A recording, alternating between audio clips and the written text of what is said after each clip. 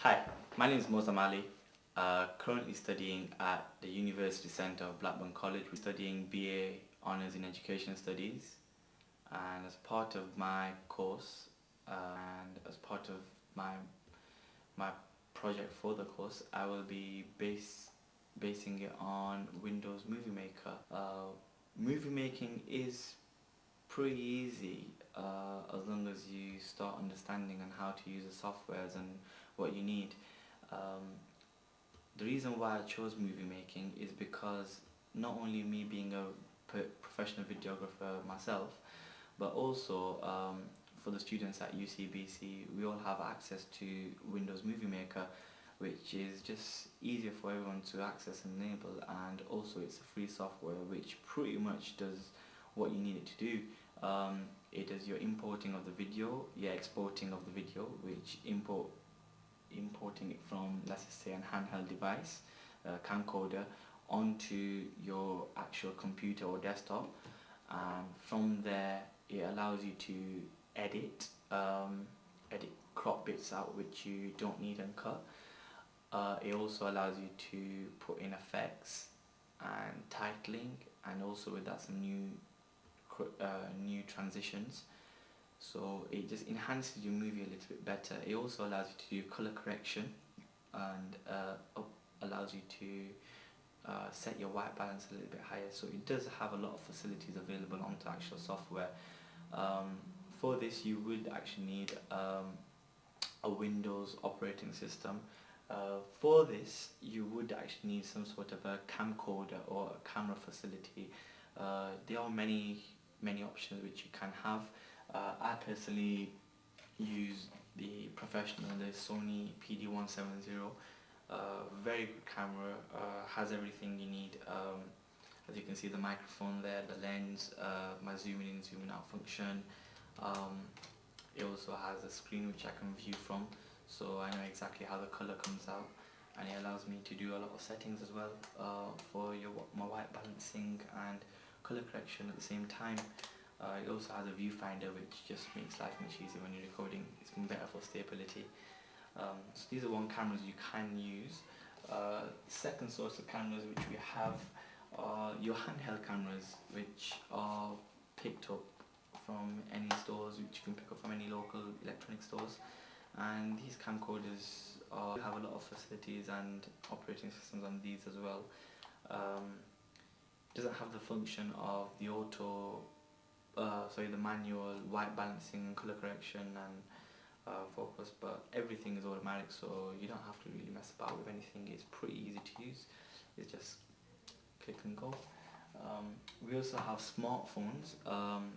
You must probably be aware of the iPhone phones. Not only the iPhones, there are Nokias and also smartphones. As long as you've got a video camera on your phone, it can be used. PSPs, we have webcams, we have the MacBooks have the actual webcam, which can also be used for video recording. You can actually use your normal digital cameras. Majority of them actually have a video recorder symbol, as I've just dialed on that, and it does allow you to actually film from it, just depending on the capacity of your memory, which you can put inside any depending on what sort of a camera you have, the memory or the built-in memory, and it will allow you to record as much film as you have. More about Windows Movie Maker itself. The reason why I've chosen it, as I may have mentioned, it's a free software. It's available for the UCBC students and staff, and it's easier to use compared to any other system which I've seen. Personally myself, I do use Final Cut Studio 7. I'm more of an Apple Mac guy, but there are other softwares which I have used in the past, Adobe CS5 and Pinnacle Studios, which are pretty decent things, but them sort of softwares do cost, and they can actually become quite dear.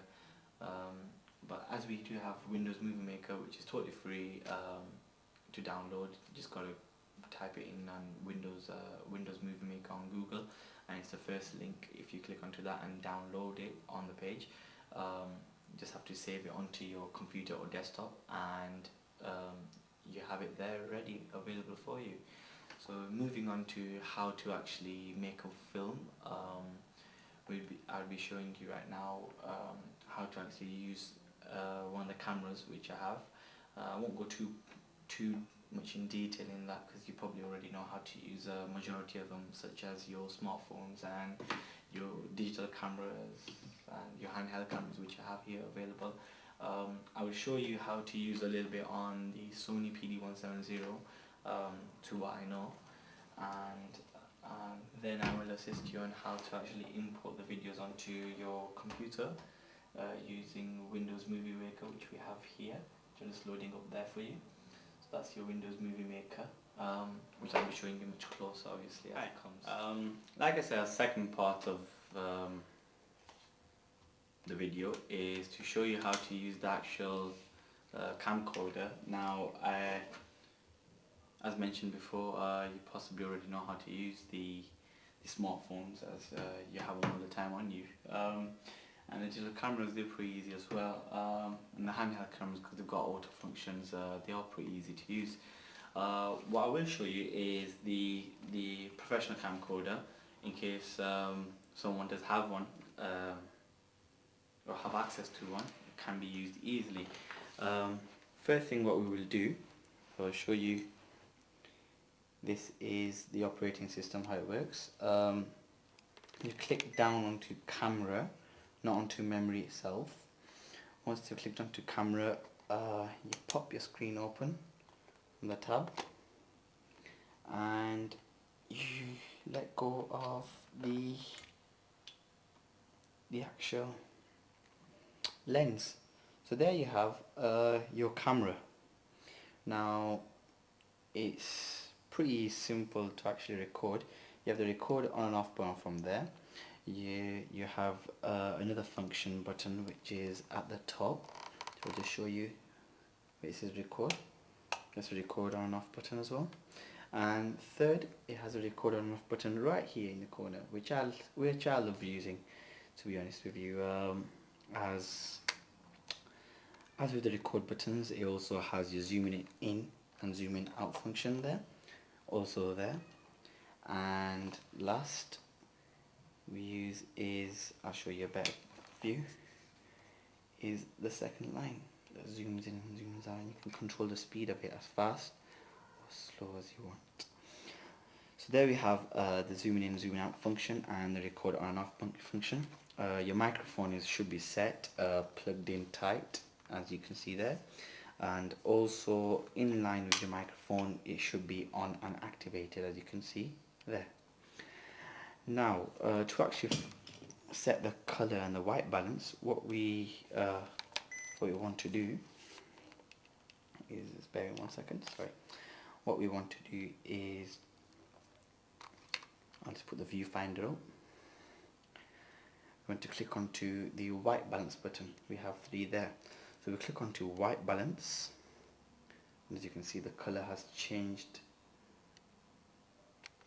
and you can scroll using the scroller to set 3 functions. One which is your manual white balance function, which for that you just press the scroller in and it should set it for you. We have the daylight function, which is used mainly on outside, as it's using natural resources of lighting. And we have the light function, which I'm using currently at the moment, due to the fact that I have a light on top of the camera, which is recording from.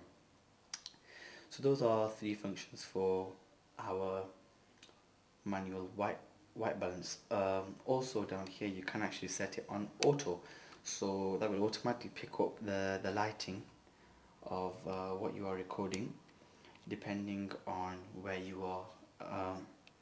Along with that, we also do have the A&E shift, and what that does basically just boosts or reduces or enhances the lighting function. For that, it just depends on what you are filming. If you're filming a person, and let's say you've got a bit of shadows, if you put the A&E shift a little bit higher up, what it'll do is trying to reduce the shadows on the face, and basically you have to bear in mind that is on manual for you to access to use that. So there we have our record and our zoom in, zooming out function, our white balance setting, how to actually use the this color screen. What I will show you now is the focus button. Now the focus button is pretty simple. The ND filter, that's in case of too much sunlight. Basically you'll just filter the sunlight down and up. Now what we do have here is auto or manual focus or infinity.